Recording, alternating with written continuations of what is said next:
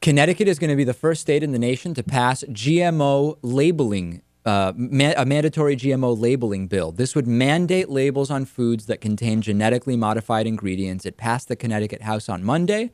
The governor, Daniel Malloy, joined activists and House and Senate leadership to celebrate it. He says that my signature is not going to be an issue here. Now, there is a kind of trigger component that's included in this, right? And this requires, before it is required to label foods in this way to be sold in Connecticut, 4 other states have to pass similar legislation, and one of the states has to share a border with Connecticut, and the combined population of the 4 states that pass something similar has to be at least 20 million people. This is because if it's just Connecticut, they risk really putting their residents at a disservice, because it might not be worth the cost of relabeling just for Connecticut's law, to the point where vendors might just pull out altogether from Connecticut. So right. they have this trigger mechanism where 4 other states, one bordering 20 million population altogether, has to be put in place to trigger this law.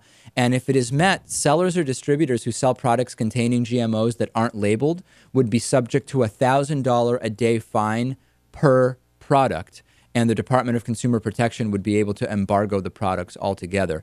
This is very good, but this is, I want to make very clear, a separate conversation than the one about what types of GMOs are okay and which aren't okay. This is about simply knowing what's in our food, and we absolutely need this.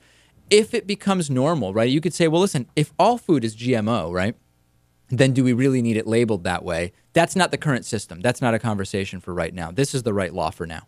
Yeah, I think we all agree that across the board there needs to be stricter laws regarding the labeling of food and drinks and alcohol too.